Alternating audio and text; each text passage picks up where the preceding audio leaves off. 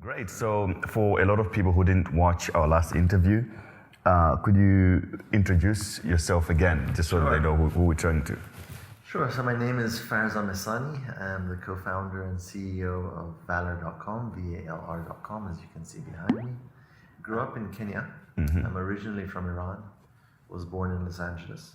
What passport do you have? I've got a US passport. A US passport? Yeah, I've got a US passport. Wow, like a man. So most of my life, I grew up in Kenya, my childhood, until 18. And then after that, I went and I was a gardener for a year in Israel at the Bahai World Center. The Bahai faith is really core to my life. We can talk about that as well and how that's influenced me. And after that, I studied at UC Berkeley in California, economics. So at what age were you doing gardening? At 18. 18? Yeah. Okay, yeah, wow. Just after high school. I did some gardening as well at around 17. Oh yeah? Yeah. Pretty good. Getting your hands in the soil. Exactly. It was a wonderful experience actually. And then, so studied economics at UC Berkeley. Started working in San Francisco at Deloitte Consulting. Decided I wanted to come back to Africa. There was a lot to do in Africa. I was enjoying consulting at the time. So I came back to Africa, but I went to work at McKinsey in Johannesburg, which is what brought me to South Africa. I worked at McKinsey for about 5 years, and the reason I came to South Africa because that was the McKinsey office for Sub-Saharan Africa at the time. So I worked probably half my time on the rest of the continent and half the time in South Africa. But after 5 years, I decided to leave that for various reasons. And this was in 2011, and I felt that the financial system was not quite right. It was in the news all the time. At the time, it was the time of the Greek debt crisis when it was really becoming amplified and dominating all the headlines. Was that 2008 one? This is post 2008. This is 2011. Oh, okay.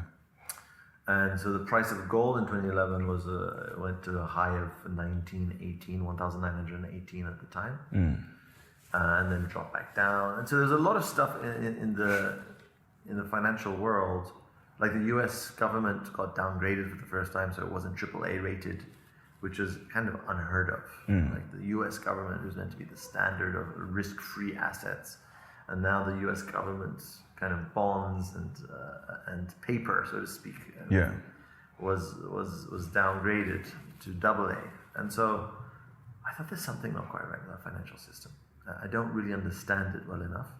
So let me try to understand it to see how I can contribute to its betterment. And one of the biggest things growing up being a Bahai was service to humanity. Like whatever, my parents always told me, whatever you do, whatever it is, whether you're a baker or a banker or whatever it may be, make sure that whatever you do is done in a spirit of service to your fellow brothers and sisters around the world, humanity. So I took that to heart, and that philosophy is really at the core of everything I do right now, and also at the core of Valr's philosophy as well. Yeah.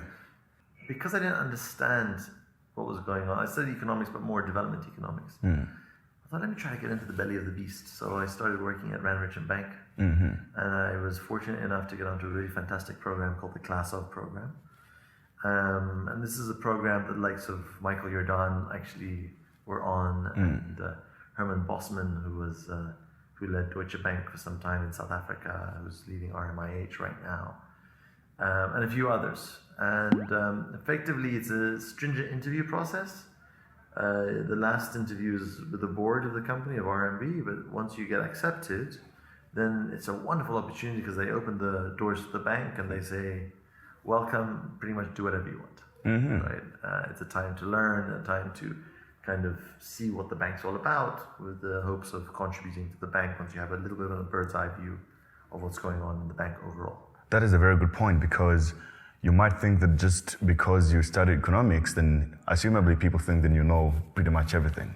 Well, yeah. So I think finance is so broad, right, and it's so siloed.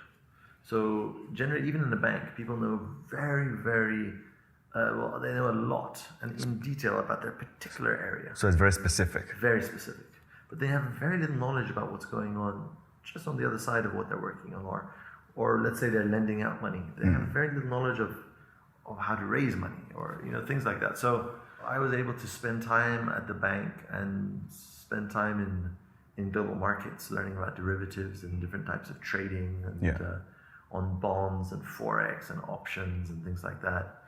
And I spent some time in group treasury to understand actually how does a bank work? Where does it get its money from? How does it create money?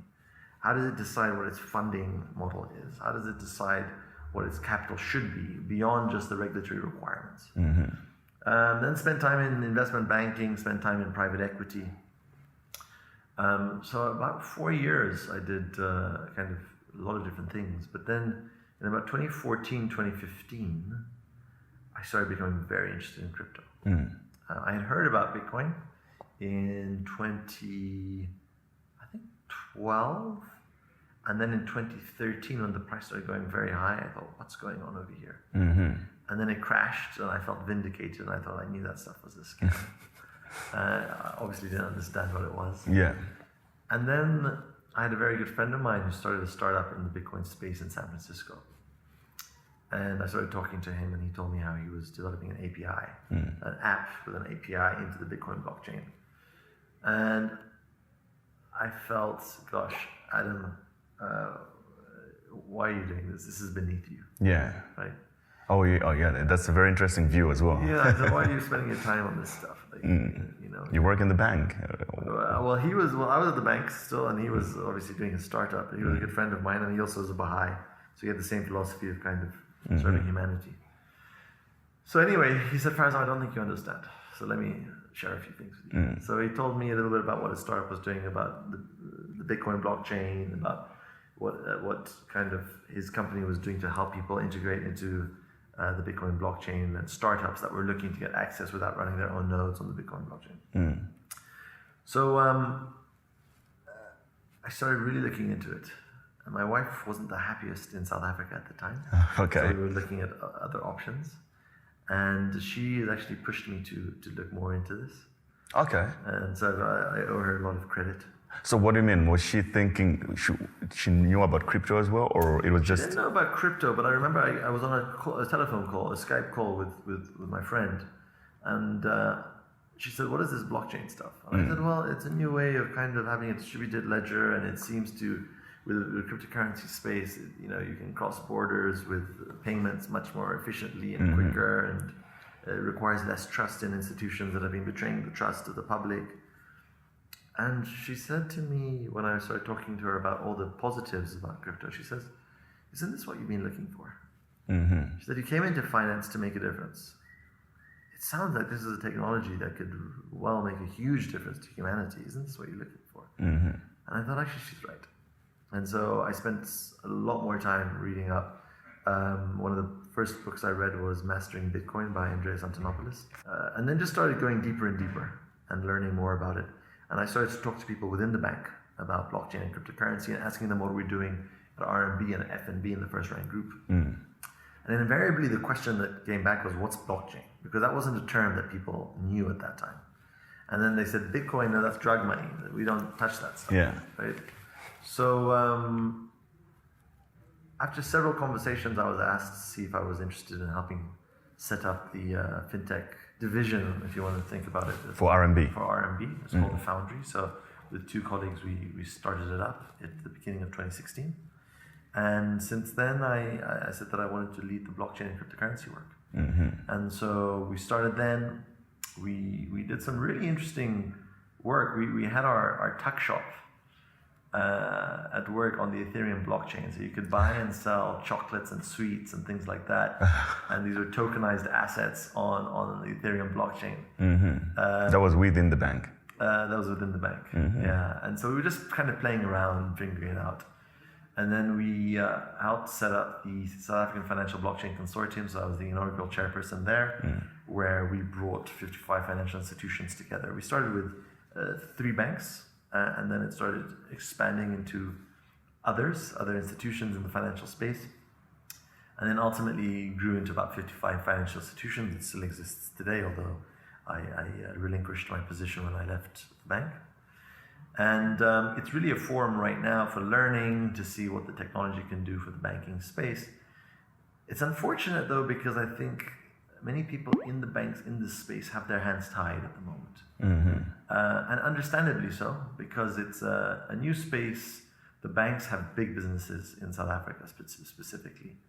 They have licenses to keep and to maintain. Right. And so they're very risk averse when it comes to trying truly innovative things. Like all banks said they want to be innovative. But when it comes to truly innovative things, the question is this going beyond what's actually palatable for us as a bank? Or are we going to get into trouble with this? And so we did a lot at the bank. I can't reveal everything we did at the bank for confidentiality reasons. But there were some big meetings that happened shortly before I left that the outcome was we won't be proceeding with these initiatives.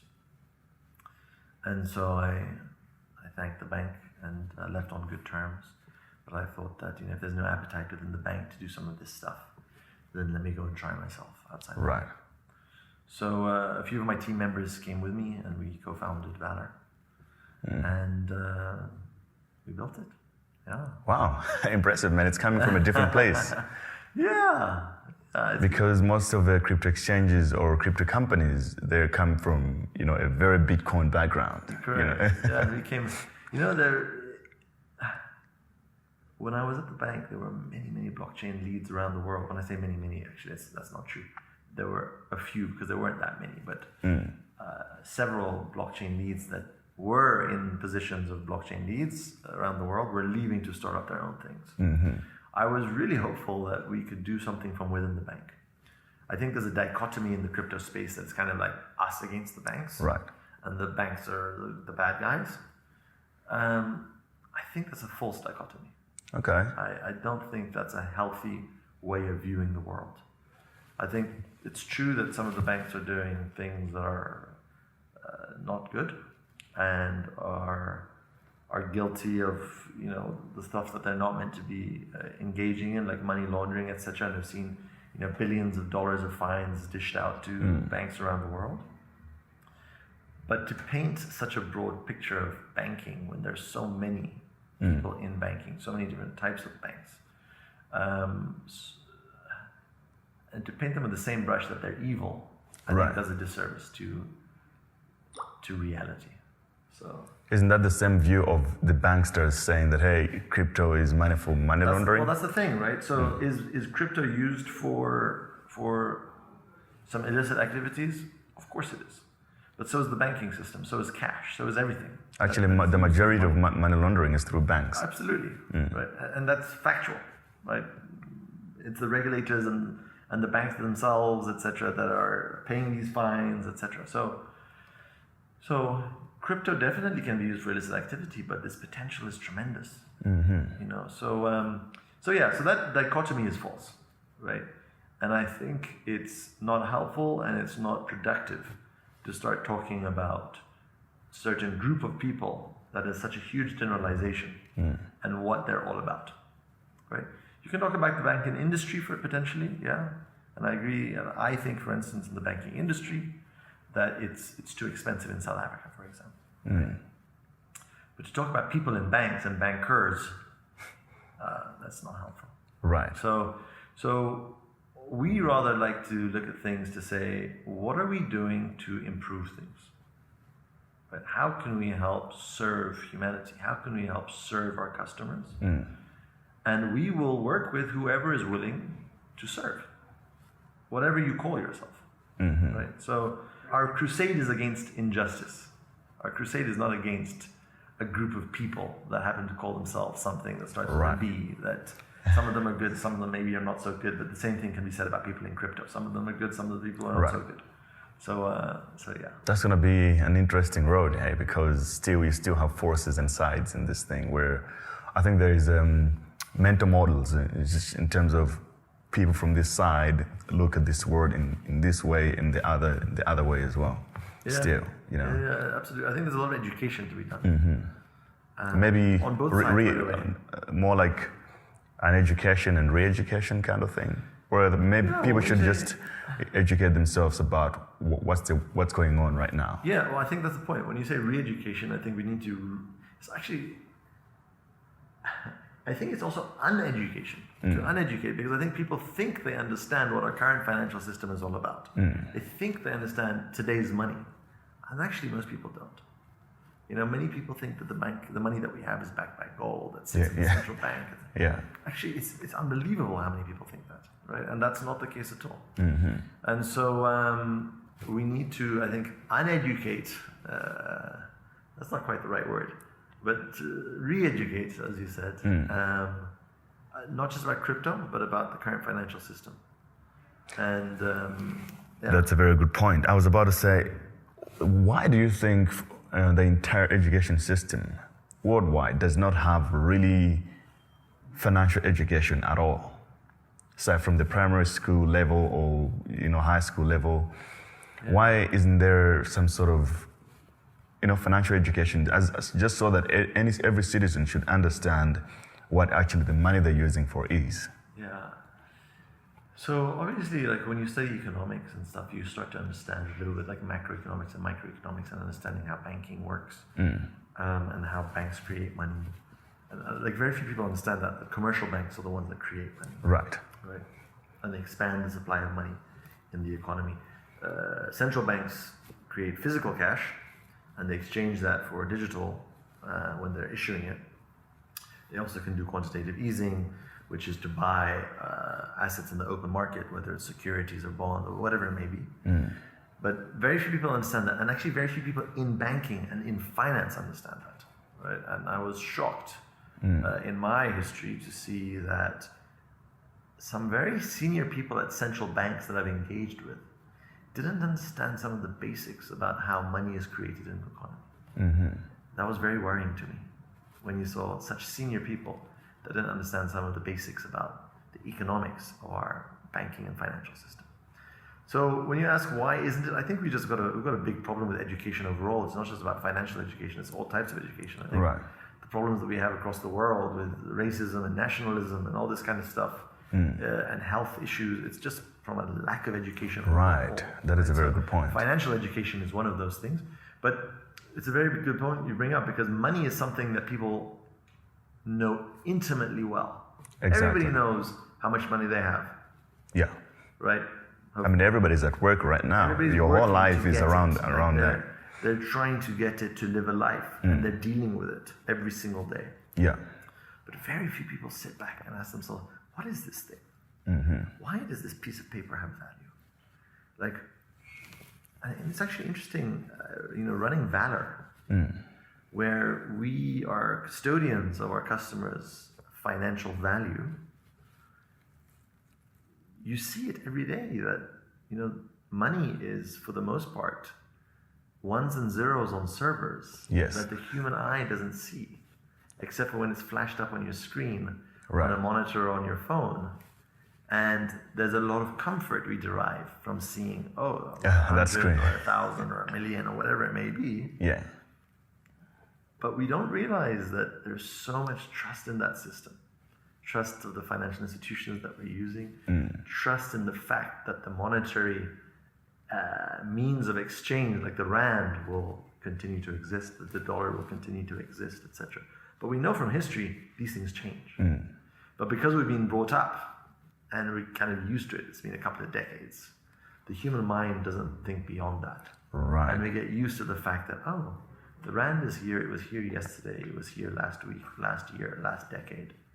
People don't realize, for instance, that the rand didn't exist in 1960. Yes. It came into existence in 1961. And so they think it's going to continue to exist.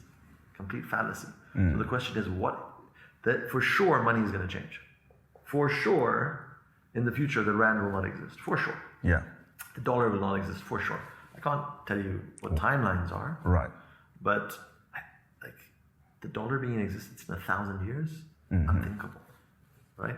So if it's not in existence in 1,000 years, and we can agree to that, well then do we say it's in existence in 500 years, in 100, in 50, in 5 years, in 5 months, in 5 days? Right. Where does it? In Zimbabwe, they have changed currencies so many times, Right. but you could say maybe it's a bad example because of whatever happened, but it happened. It's a reality. It happened, but I think there's a lot of arrogance, especially in certain what we call developed countries, that they look at countries like Zimbabwe and Venezuela, and they say this could never happen to a country like us. But in the 1920s, it happened to Germany, Yes. right? It's a story of our life, of our lives and our ancestors, which is that money changes, money is created, money is destroyed, forms change from one to another, and that's often driven by technology. So we are at the cusp with crypto of a technology that few people truly understand, that holds so much promise for serving the needs of humans across the world. And it's going to take a lot of education of not just the public, but the regulators and the legislators and the government officials and those that are in charge of our current financial system that I feel very comfortable with knowing it. But I think we're going to be up for some very tough times ahead. Yeah, for sure. I think there's going to be a lot of friction between the old world and the new world. Another thing, why do you think people previously, at RMB, you say you work at Deloitte as well. Deloitte Consulting in San Francisco. Yeah, why did these guys work with you? Why do you think they gave you the chance to work there? Why did they accept me into their companies? God knows. When you're getting in there, what was your proposition that, I want to be on because? Oh, I see. So I can tell you a little bit about my interview process at McKinsey. It was here just down the road in Santon. And it was my final interview. And the senior director said to me, why do you want to join McKinsey? And I said, well, I believe in serving humanity, and I think that through consulting and through advising, we can hopefully make things more efficient, better, advise people on how to improve things. And so he said, that's nonsense. He said, we're going to go and maybe do a project in Nigeria, and we might advise them to fire most of their workforce. How is that serving? So I said, well, hopefully you're firing some people to save many other people's jobs, right? And I said to him, if not, and if I do join and I do get accepted to McKinsey, and I find that I'm not able to serve humanity through being at McKinsey, I assure you, you'll have my letter of resignation on your desk. Right. And so he said, no, I'm just giving you a hypothetical situation. Okay, that's fine. So I think actually, if anybody's watching about interviews, I think just a little piece of advice is just be yourself, and never try to be someone that you're not, because that never works well in the long run. Right. And what do you do at Valr when you're interviewing? So I always tell people at Valr that have come to interview at Valr that this is a two-way conversation. That we're assessing you as an individual that wants to work here, but you should be assessing us as a company that you want to work for. So it's a conversation. So relax. It's not going to be a grilling session. Like, we need to be yourself, as I always say, because let's rather find that out right now that there's not a match, if it's not a match, rather than in a few months or something like that, where it's just tense between us. So be yourself, and let's just figure out whether this is a suitable match for both you and us. Right. So we have a bunch of different, depending on the position at Valr, we'll have technical assessments, etc. But I'm just talking about the cultural fit, just the discussion, just to see if we have a fit. I think with any company, you need to make sure that every hire that you make, be sure that that person will contribute to the culture in one way or another. Okay. So it might be a lot, it might be a little, but it will be something. So you need to make sure that when you're hiring, that you're actually hiring for the type of person and culture that you're trying to build within the company. So that very quickly, I think,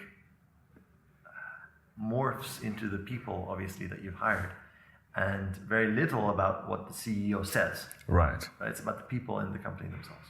And how do you fire? We haven't fired anybody. Nice. So you say it takes 2 weeks for you to hire? It depends. It really depends on the process. We've hired people very, very quickly. Right. When I say we haven't fired anybody, we haven't There are people that have parted, but for different reasons. And generally contractors. Oh, okay. Because they've got a full-time job elsewhere or whatever it may be. Yeah. But we haven't yet had a full-time employee that has left. Okay. But we're also very young. We're just over a year old, maybe 15, 16 months old. But in this business, intake, that's quite long. You know, That's true. That's true. So you still get a lot of people. We take our time, so you should take your time to hire people. Yeah. And 100 years from now, Yeah. if someone wants to understand, if they're listening to this interview, Yeah. how would you give them an overview of what the world is like today, in your words? How would you explain today? So hopefully they're not watching this interview. They've got better things to do. But no, in 100 years. So Gray, we are at a very interesting point in humanity's history. We are living in a world of turmoil right now, for the most part. There's a lot of beauty in our world, but there's a lot of turmoil. Yes. If you look at the injustices that we are used to and that we convince ourselves are okay, I think in the future people look at us as a very primitive society. So as an example, Gray, you and me drove here in a car this morning, and on our way we probably passed several people that didn't have enough to eat, that slept last night without a shelter over their heads, were probably very cold. And we just live our life and continue with it. And we don't take a step back to say, wow, our system as a society is living in a state where there are people in traumatic situations every single day. We have the financial resources, if we wanted to, as a society, to combat those issues. But we're living in a capitalistic system, which I think is very flawed. Capitalism has a lot of great things about it, but it has a lot of flaws about it. And so we're living in a stage where there's a lot of turmoil, and I think, to best put it, we're in the stage of humanity's adolescence. So we're at that stage where we're getting to maturity. And why I say that is if you look at the history, and those people that have heard me speak before, have heard me say this before, which is we've gone from the family that used to feud to tribes that then used to feud to the city-state that used to feud to the nation-state. And the nation-state really started about 400 years ago. And now we're at the cusp. We're trying to break out of this nation-state. All of us want it as a humanity, right? Yeah. There's a yearning for us to be one, whether you look at scientifically or spiritually or whatever it may be. And yet our systems continue to divide us, including our financial system. Yes. And they cause frictions and tensions, etc. And so we are at that stage where even with things like Brexit and what's going on in the United States with the nationalism and things like that, there are small factions and vested interests that like the way the way it is because they're advantaged. And they're not seeing that actually there's a lot of injustice and disadvantages in the world for the majority of humanity right now. Yes. And so I think we're going to go through some turmoil to a stage where we realize we need to really, really review how our systems work in the world. Politically, our political systems are failing us everywhere. Yeah. Religiously as well. If you look at religious institutions around the world, many people are falling away from them. Socially, the social fabric of our society, many parts of it is falling apart. We're seeing a lot of social ills taking place in our society. But at the same time of these things crumbling, there are positive forces of construction and constructive forces. So, things like crypto are bringing people closer together. Communication technology is bringing people together. Costs are coming down to allow people to communicate from all parts of the world. We're becoming a global village, which is a very beautiful thing to see. There are those people that want to stop it from happening because they benefit from the status quo. There's nothing they can do to stop this. This process of unity is unstoppable. And so it's really great to be part of that constructive process, hopefully. Yes. To start help humanity become one and to recognize its own oneness. Interesting. You should write a book, man. There are many books that have been written. No, Ray, I mentioned the Bahai faith earlier, which is kind of the crux of what I believe in because it appeals to both my mind and my heart. And a very beautiful quote is that it comes from those writings that the earth is but one country and mankind its citizens. Mm-hmm. And actually talks about the ills that we see today are because we're not recognizing our unity. For instance, racism. People say, or the elimination of the rich, the extremes of wealth and poverty. I don't think that the extremes of wealth and poverty are sustainable right now. So people say, let's solve these issues. Let's solve racism. Let's solve our border disputes. Then we can become unified. Right. But actually, we need to flip it around. Let's recognize our unity first, and through that recognition, we'll be able to solve our problems. Right? So there's a lot of education, coming to our earlier point, about who are you, Gray? Who am I? Are you Malawian? Am I American or South African or Kenyan or Iranian? What do these things mean? They're based on geographic borders that have just come into existence in the last They're all made years, up. relatively speaking. They're made up. Yeah. They're in our mind. And why are we letting these things divide us? So we need to recognize our unity. And that's why I'm very excited about the work we're doing, which is to try to bring unification to the financial system globally. And so if you say education, because personally, look, I'm very pessimistic about the world right now. Yeah, I'd love to hear that.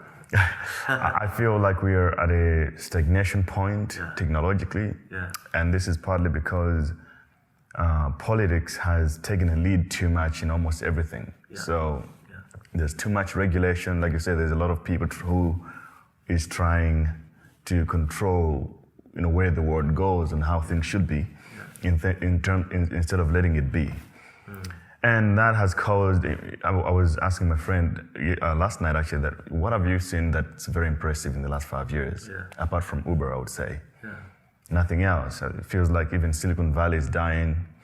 Interesting. And I was very optimistic about Africa. And doing even small business within Africa, it's kind of now putting me to a position that, look, you would care, but there's very little people that actually care about these things, especially people in power. I learned recently more that the people in power really aren't mostly there to change things as much as people from the outside are. So now I agree when you say the world is towards a tumor kind of state.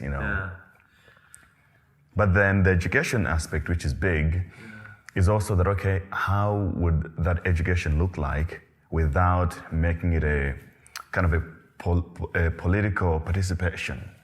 Because right now it's almost something like that, whereas it's an endorsement deal other than you being educated. But I wonder what the real education would look like, where one man has to identify, like you say, learn who they are first on their own.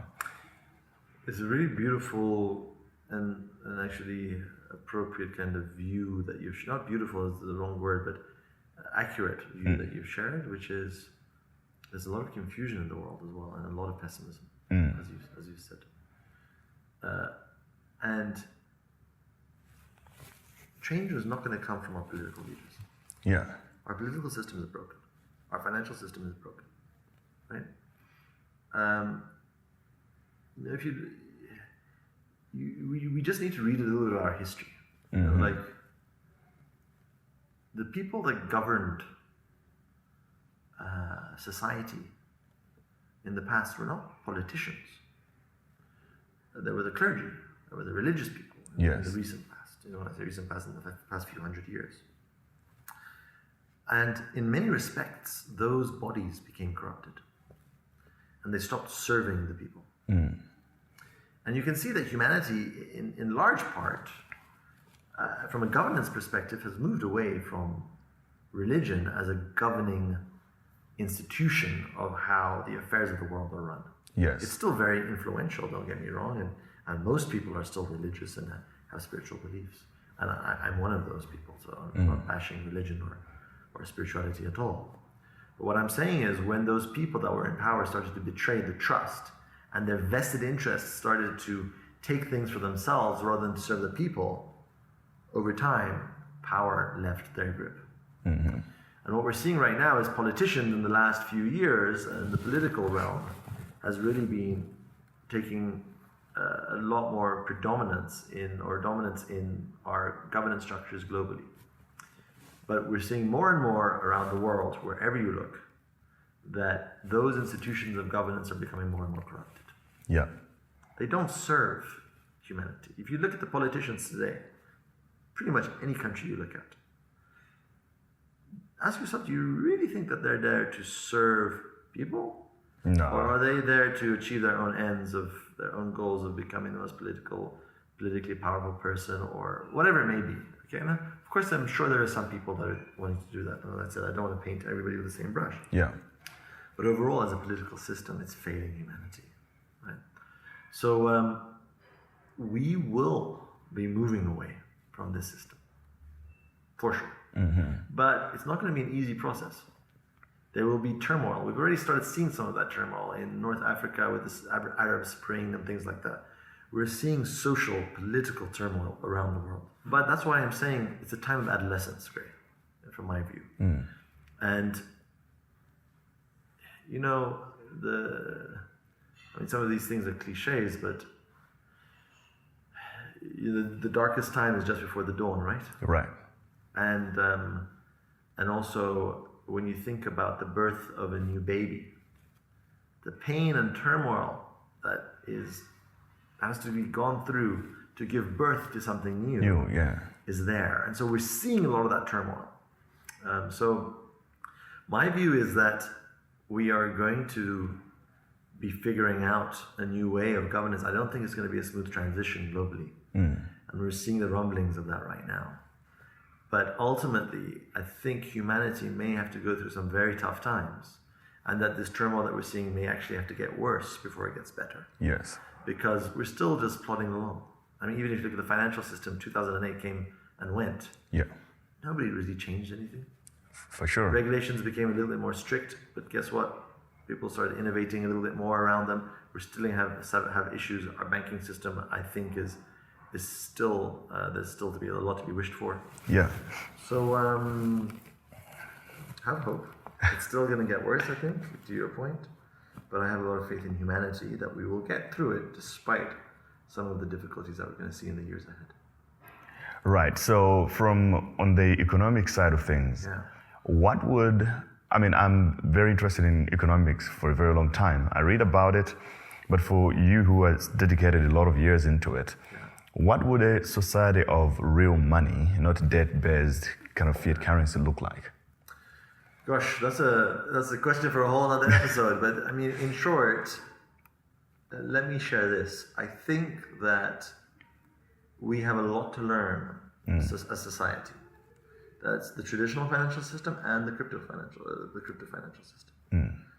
And what I mean by that is the people that say crypto is the answer and it's the only answer and we already have the answer and the old world order must fail and crypto must prevail today, right now. It's dangerous as well. That's very dangerous. Yeah. We don't have the answer as crypto right now, right?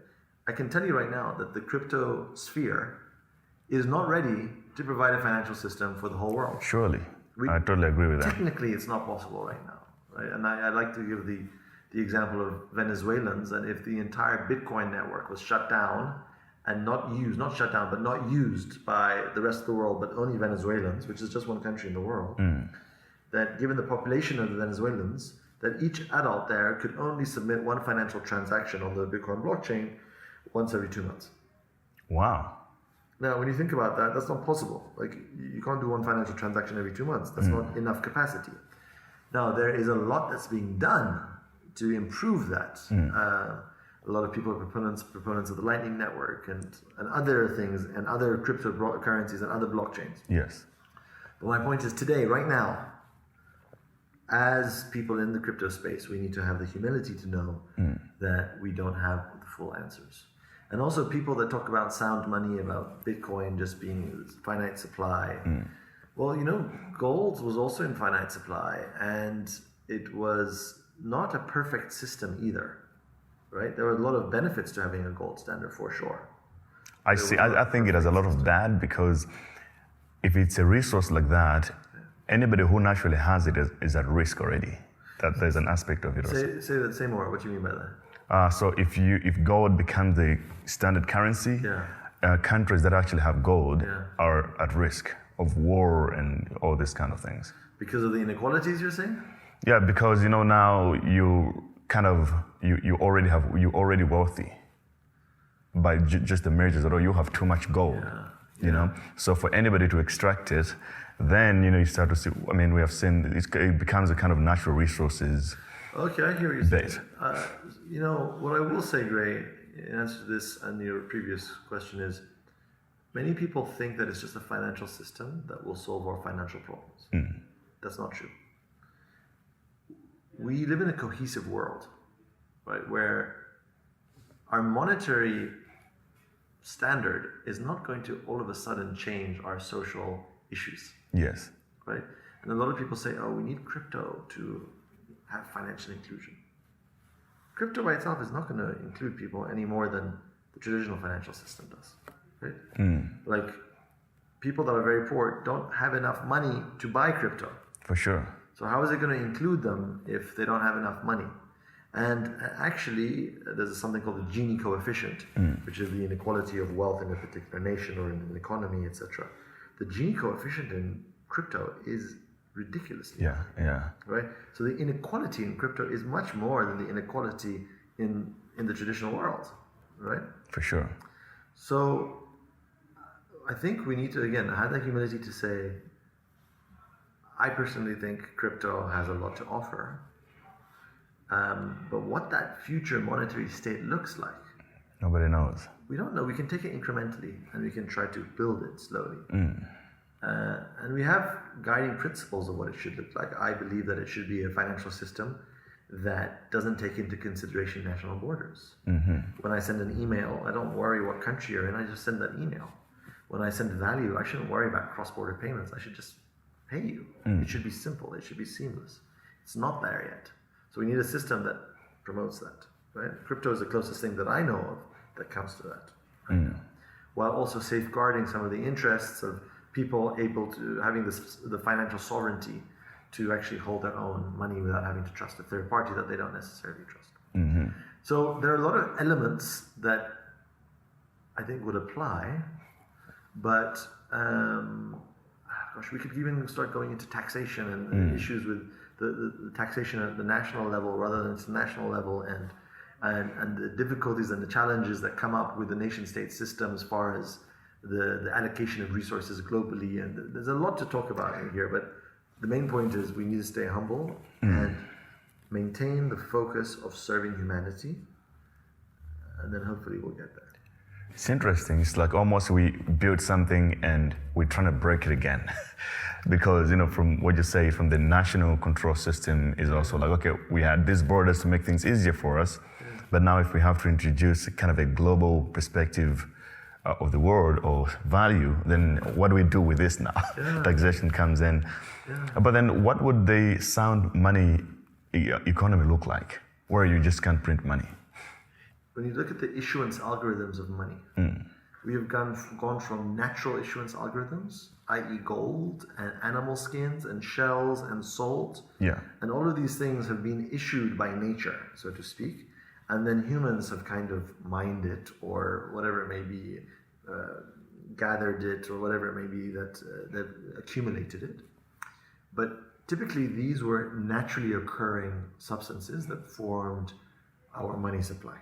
Then we went to paper, that was backed by gold, for example. Then we just went to paper and we went to digital. And we moved from effectively natural issuance algorithms of money to human committee-based issuance algorithms of money, where a central bank committee of 7 people, for example, will determine how much money there should be based on the regulations that they give the banks, based on quantitative easing, based on the reserve ratios, a whole bunch of stuff, right?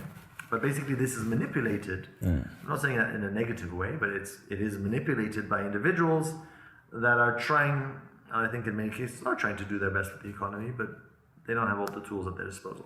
So we've gone from issuance algorithms that are natural to issuance algorithms that are human-based, then to Bitcoin, which is, I believe, an issuance algorithm that is codified but is unintelligent. It's a dumb issuance algorithm. Yes. There's 21 million that's ever going to be issued. That's all you only know. Right? And we know basically based on the hash rate and the changing every couple of weeks of how much is going to be mined and what the difficulty level is in the Bitcoin network. We know on average that there's going to be new coins minted every 10 minutes. And we know about the halving. And we kind of have this kind of issuance algorithm that's great. It's codified and nobody can kind of Manipulate it.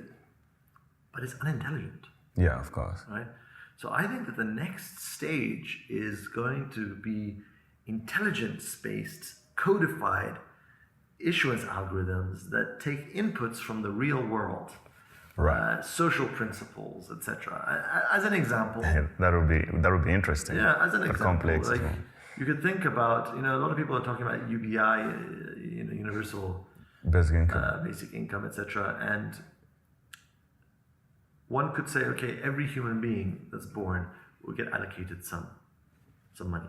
But then you need to think that what are the incentives there? And if I'm poor, let's say, and I want money, it doesn't cost me too much to have a baby, right? Like in the moment.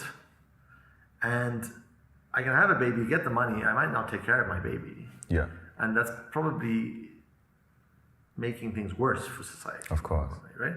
So one could say, well, actually, to disincentivize that, we'll say, anybody that gets to the age of 18 gets allocated X amount of money. Money, yeah. Right? So then people aren't going to go for short-term reasons, have children to collect in 18 years' time. Right? Yeah, But again, that also probably has its own issues. it does. Right? Yeah. So I'm not saying that's the answer, but what I'm saying is I think social principles of justice will start to combine with our financial system to create a world that is more beautiful and sustainable, where we realize that our own benefit is in the benefit of the whole. Yes. Right? And I think there's a lot of education there again to say, like right now we're just looking at ourselves, like forget you, I'm going to try to get as much money. If you're starving or you don't have a home, Just neither etc. do me. Our current system says, don't worry about you, let me just take care of me, and not just take care of me, but let me show off how much I have been able to take care of myself by how big my bank account is. And as a society, we publish these things and say the top 100 richest people in the world are X, Y, and Z, and people look up to them in awe. That's very primitive. Very, very Like, primitive. we should be asking, what have these people done to serve humanity? How have they got that wealth? Is it such a good thing that you've got so much wealth and you're keeping it to yourself, where you could actually be helping some of the social ills in society? We need to start taking the conversation a little bit further That's than true. just getting to the top 10 quick richest list and then looking up there. Every day we're getting closer to our death. We're not taking any of that stuff with us. That's true. That physical wealth, every single day we're one step closer to leaving it behind. And like you said, from the financial perspective, we have the resources to actually eliminate some of the primitive problems that we have. Like just feed everyone. It's like that shouldn't. In an ideal world, that shouldn't have been even a debate, right? That, It's not easy, but we do have the resources to do it. It would take a lot of sacrifice from certain quarters of our society. It would take a lot of maturity. But I think there are two ways to get there. As I said, number one is an orderly way, which takes maturity and sacrifice, etc., or in a disorderly way, where we're going to be faced with a lot of social problems, and then we realize just this can't continue. Yes. And that things will be forced to change. Fantastic. What else would you like to talk about, lastly? Gosh, Your faith, the Bahai faith, can you just share a little bit more on that? What is it? Is it a Jewish-based concept? I mean, Israel-based concept? so Or it's based, its headquarters are in Israel right now, but the basics of the Baha'i faith are the author of the Baha'i Revelation, an individual called Baha'u'llah, which means the glory of God. He basically lived in the 1800s, and his message was that of unity. And some very, very beautiful messages of, he talked about the harmony between science and religion, and that if there is truth, then however you look at truth should stand the test of whatever the litmus test that you're using is, whether it's religion or science or whatever it may be. So he really talked about the unification of the human race. He talked about the oneness of humanity, and it's a monotheistic religion, so we believe that there is one unknowable essence. We happen to call it God. It's beyond our comprehension. But really, he said that religion is actually one, and that if religion is a cause of disunity, it's better to get rid of religion. But that religion should promote the best interests of humanity, and that true religion does do that. Yes. But religion has become perverted in many ways, and people have started to take it for their own good, and they've started to change it and manipulate it. And so when that happens, get rid of religion. But religion is, in its purest essence, can be a force for very, very positive change. What was your family religious background before you get into this? So my family's religious background, it's funny that you said that, was the Jewish background, actually. Okay. All sides were Jewish, Iranian Jews. Iranian Jews, I know those, yeah. This is a very interesting subject of religion. Yeah. I got confused with it when I was young, so I read religious texts of Christianity and Islam, a lot of other stuff, and then I ended up just becoming agnostic, and I became numb to everything. I understand. I think there's a lot out there that makes you question a lot of things. That's what I would always say to everybody. If you're religious, make sure that you've come to that conclusion through your own mind and own faith. And you're not doing it because of social pressures or familial pressures. Yes. Because that's a recipe for a disaster, right? So investigate yourself. Ask questions. If you ever get a response of someone saying, stop asking questions, just have faith, that's a sure sign it's time to run in the opposite direction. Those exact words are what made me to actually look more into it, because my parents were like, they're Christian, you can't ask questions, you can't question God, or, But then I have respect for people who got into a certain religious faith based on what they found out on, their own knowledge and research. Absolutely. Because mostly when somebody says, I'm Jewish, I'm always assuming that, okay, your family is Jewish, right, or Christian is kind of the same thing. My teenage years were spent, my later teenage years were spent questioning a lot. I was like, no, this religious thing doesn't seem to be serving many people. So I started to read lots of different writings from different religions, and then when I read a lot of the Bahai writings, and the Bahai writings, there are over 100 volumes of books written by the authors of the Bahai Revelation, the central figures of the Bahai faith. And from all sorts of topics, from economics to agriculture to consultation to governance.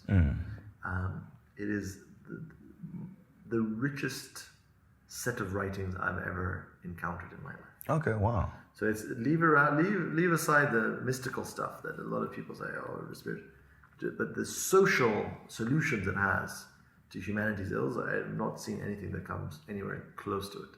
Which is why I'm a Bahai. Ultimately, I'm a seeker of truth. So if I ever find something better, then it's my duty to follow that or to dedicate my life to that. But as a Bahai, I think the Bahai faith provides solutions to a lot of the problems that humanity is facing right now, and that many people are looking for those solutions. How does it fit in a family structure? It's different for me that it's just me.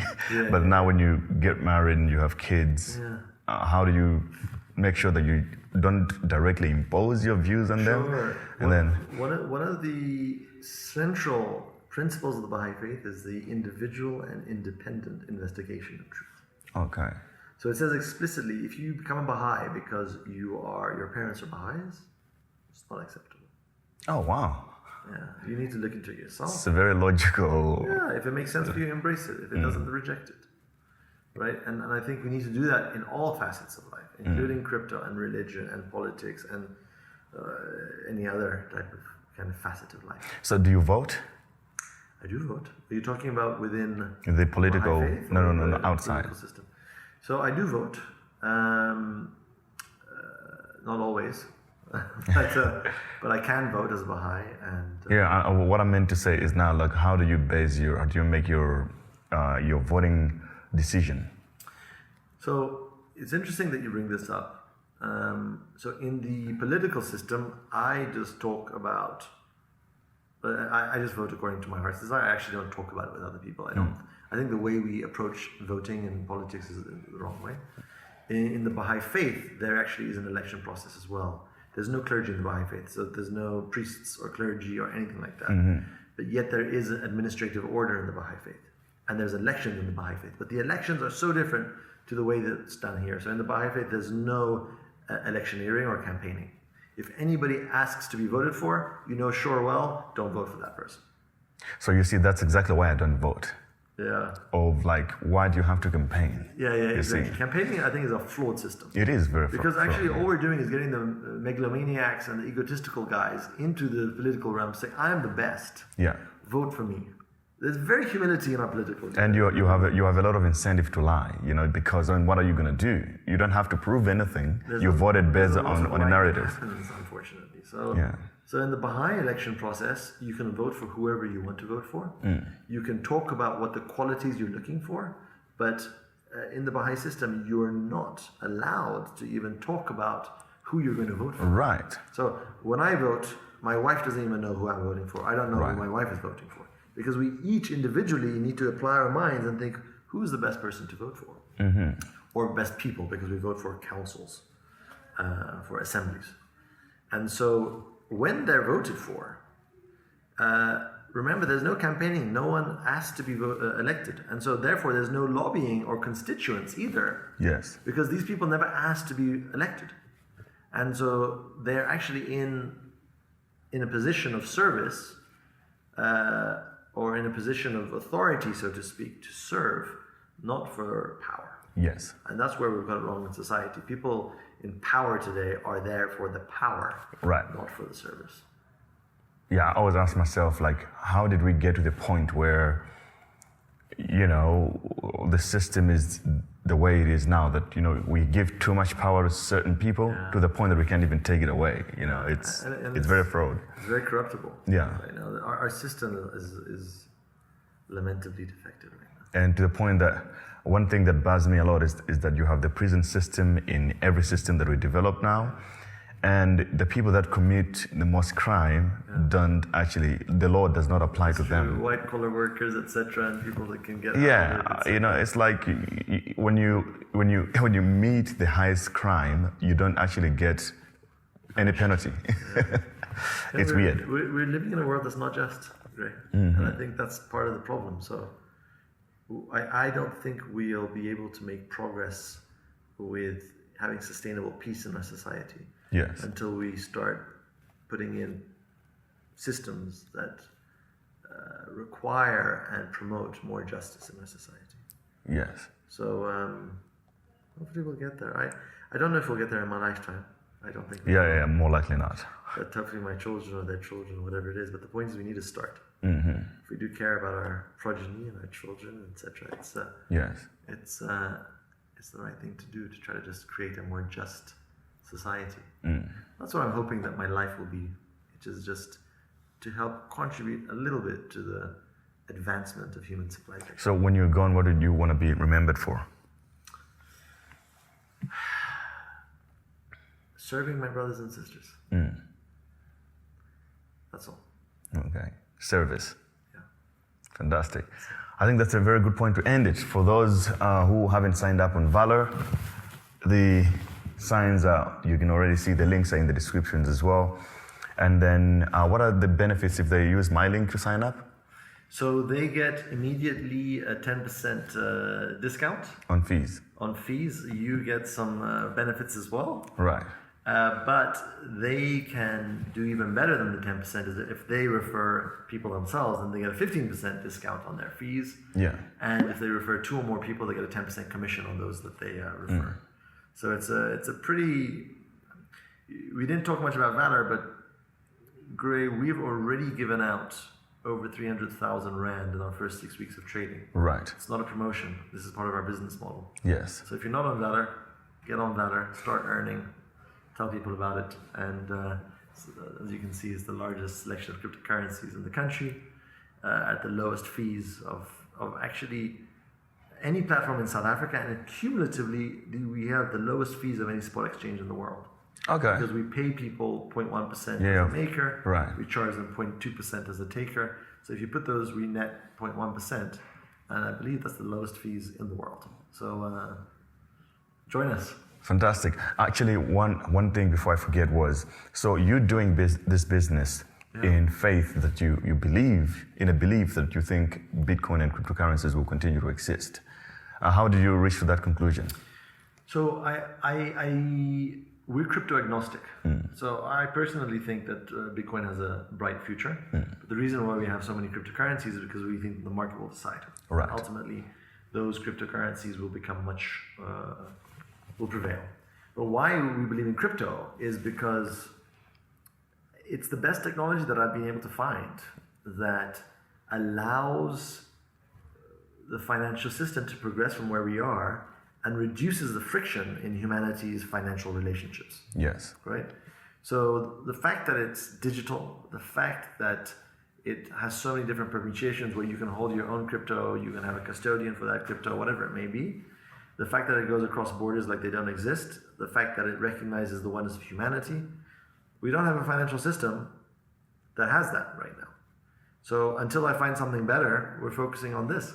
Right. Yeah, that's a very good answer. But I was talking about now crypto in general, that, you think, like you said, that, you think that it has the potential to solve some of those problems. Absolutely, because, money that's underpinned by cryptography, we haven't even begun to see the use cases of that. That's very true. The programmability of money, the codification of money, how it can combat corruption, how it can combat fraud, how it can create more transparency in the financial affairs of humanity, how it can improve auditability. There are so many things that it does, and there's so many pros. So we need to just get through this fallacious thinking that it's just about illicit activity and actually start looking at what its benefits are for the society. Fantastic. I think we can end it there. Thank you so much. Thanks so much, Greg. Always a pleasure, man. Awesome.